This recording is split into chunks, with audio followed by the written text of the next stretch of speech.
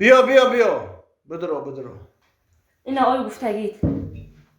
آقای گفتگید خون از میبینی ها؟ خوب بودم بیرون دیگون کلی ناسه اومدگی هن آقای از 3-4 آدم از تاوی یا مردکتی یا بچه اومدگی گودکشه کشه اومدگی بابرا گاوزن همو کلینتور کی فولبین گفت کی یا نفری بدرویان دین 2 نفر دروم ده گپو علی شیرای ایش ای خفا هر جای من خفا خوش میشی حمیدی های لوز میرم میگو میدرویان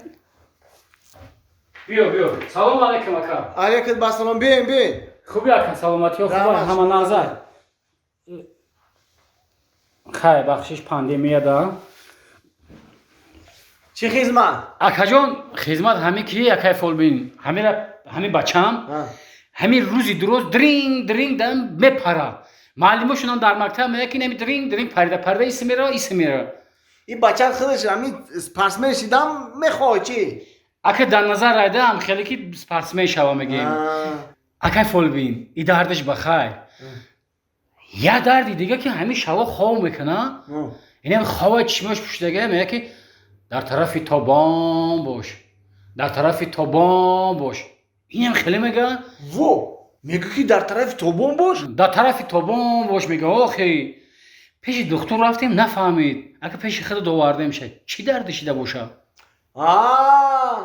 این دردی بخیره این بچه تو سیم کارت بیلای خوردگیه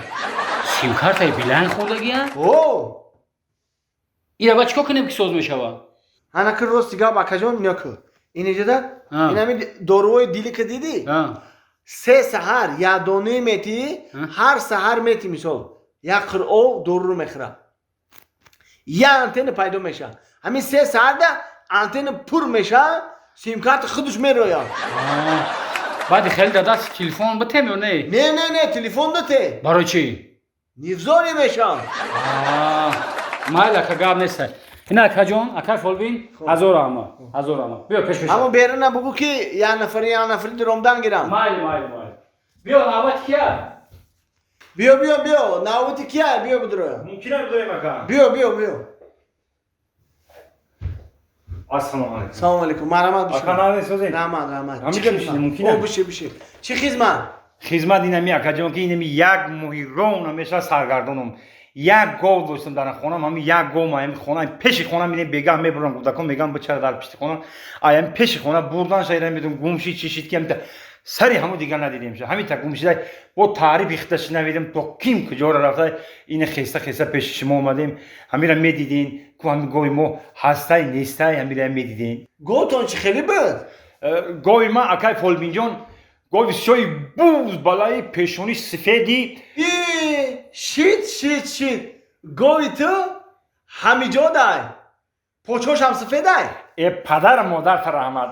رحمت پوچوش هم سفیده با دمش کمتر بریدگیه دمش بریدگی گوشی سرش اینه چپش نخید گرفتگیه شیت گوی تو همیجا دای اکا در زمان گوی تو همیجا دای سفیدشی پارتو سفیدیشه بله در نام صدقه اینم کیسم چانس می داشته باشیم اینم میتم تا اینا با دزی واش که دیگه اینا گودکام داگیر تادم ای شما اینه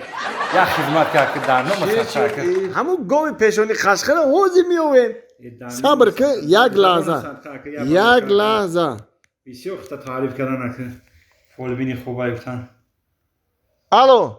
زنک همون گوی بوزبلی سیاه کو پیشونیش خشخی سفید پوچور سفید دمش بریدگی همون را ادری آقل من برور سوی بش آمده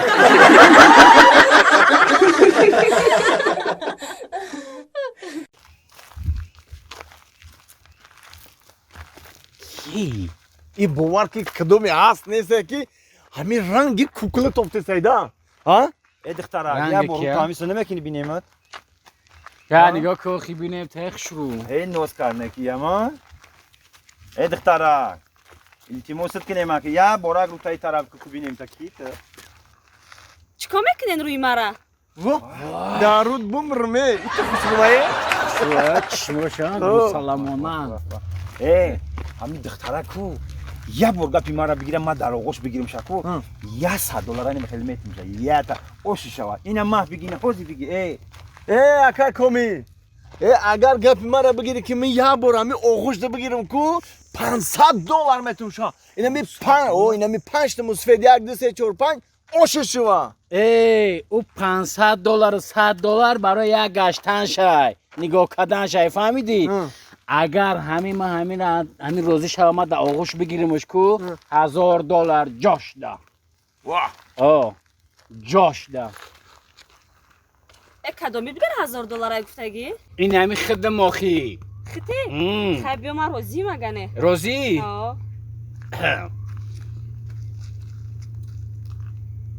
خیریتی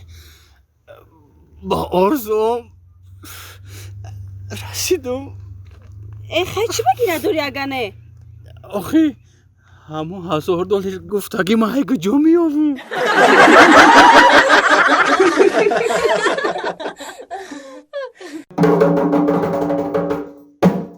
خیلی یک بار دیگر دادر جان من جانی بیگ جان با روزی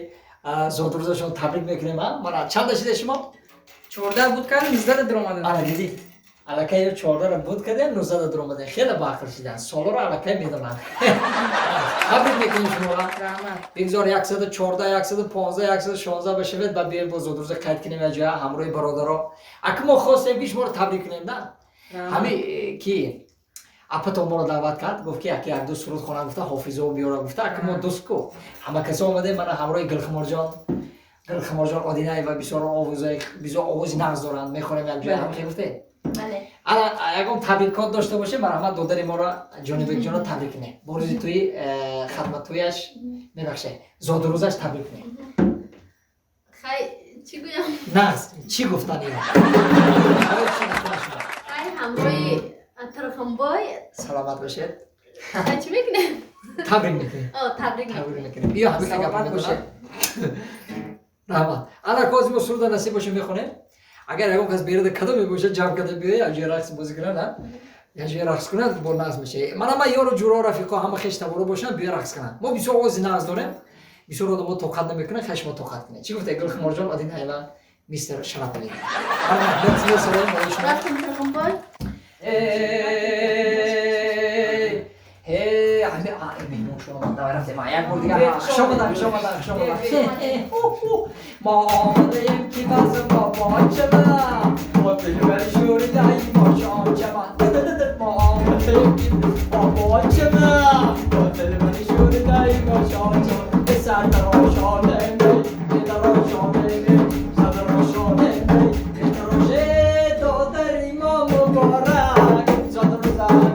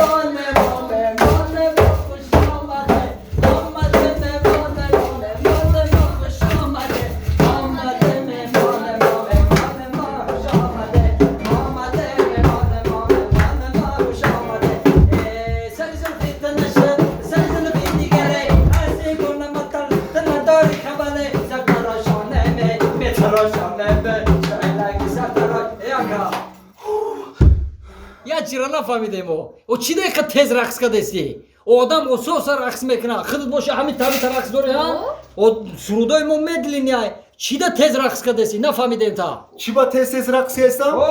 آخی ما سراسیبایی و دیر شید هستم باید خوله برم